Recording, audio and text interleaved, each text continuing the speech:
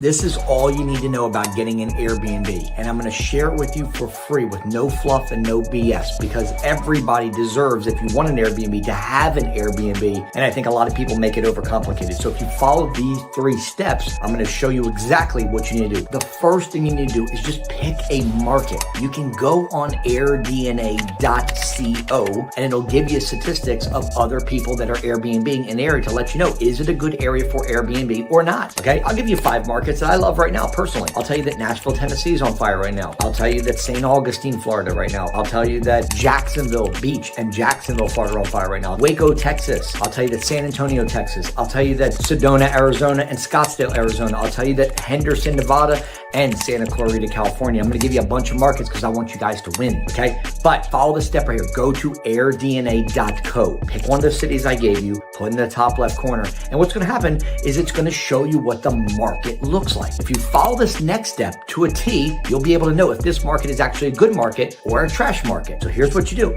When you put the city up in the top left corner, okay, what's going to happen, it's going to say market research. You want to check to see what the market score is, okay? I'm going to give you these 4 tips right here. The market score needs to be above 70. It goes from 0 to 100, okay? The second metric you want to look for is you want to make sure that the occupancy for that city is above 60%. The third metric you want to look for is to make sure that the average daily rate, okay, for that city is above $150. And the last thing is to make sure there's more than 250 people that are Airbnb-ing in that city, but less than 10,000, so you don't hit saturation. And it shows you all that right there on AirDNA, guys. So this is how you do market research to figure out, is it a good area for Airbnb or not? Because what AirDNA does, it's a third-party scraping data. And what it does is it grabs data from other people that are Airbnb, and it basically pulls about a 2 to 3 mile radius with the same amount of bedrooms and bathrooms that you're looking for in your property, and says, okay, if this property is doing XYZ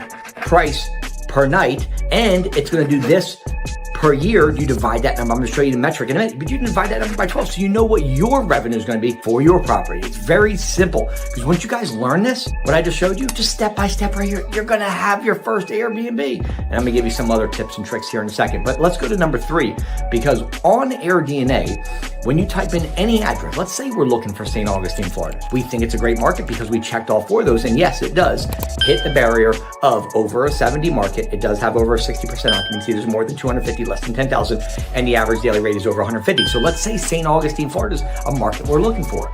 Well, now we can go to Zillow and find a property in St. Augustine, Florida that are for rent. Zillow is a great place because this is where my students go, and this is where I've went to find all of our properties. So what you're going to do now to go to Zillow, find the properties for rent. Filter at the top where it says more, filter by properties been listed more than 4 months, so that we have landlords that are motivated and they're in pain because their property's been listed on Zillow for so long that literally they've been paying the mortgage, they've been paying the rent, they've been paying utilities, they've been paying their taxes, and they haven't been able to rent their property. They're more likely to let us Airbnb it. There's your first and final massive gem. Actually, I got one more for you. But so now we've went to Zillow in our St. Augustine market because we checked that first. Now you're going to go to Zillow, right? When you pick any of the properties, you're going to take the address and go back over to AirDNA and then put the address where it says rental calculator. Because now it's going to calculate that exact property and look at other Airbnbers right around that property. So once you put the address in the AirDNA, now it's going to give you the projected revenue. Now here's number 3.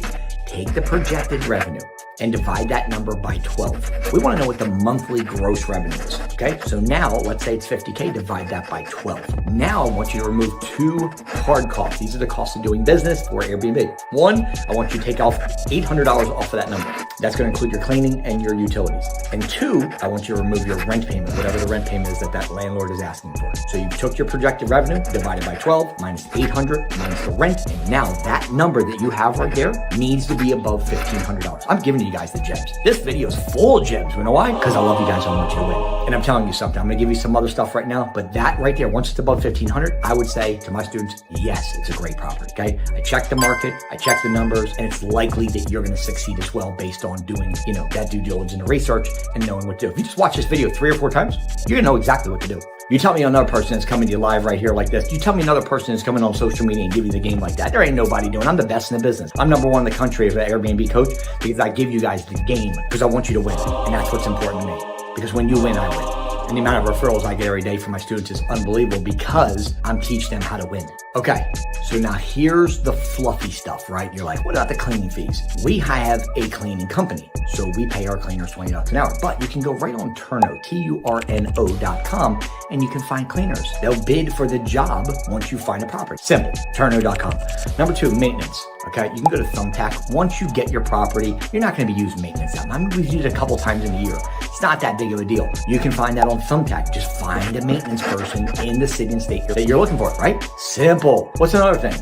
Long distance. How do I have a property long distance? You don't go to your property. You're not going to hang out at the property. Hey, nice to meet you, Lan. Hey, nice to meet you. Come on up. My Airbnb's right up the street here. Right up the stairs. If you go to the right, there's the third door to the right. Like, you're not going to your property to meet people. You guys got to get out of your head that you're like actually going to meet. You don't meet people. So instead, what do? You have your cleaners, which are your eyes on your property when you're not there. Most of my students do not have property where they live. Not property where they live. They have properties in other cities and states. Okay, we're going to automate this process. I'm going to show you how to automate it so you don't have to be in the city and state, because most people that live in a certain city and state is not a good area for Airbnb. What's another fluffy thing that most people try to make complicated? The communication with the guest. It's going to come right to your phone. It's going to be a message. You hit accept, pre-approve them. They have a question, you just text it back to them. Once I show you guys how to automate this, the cleaners will be automated.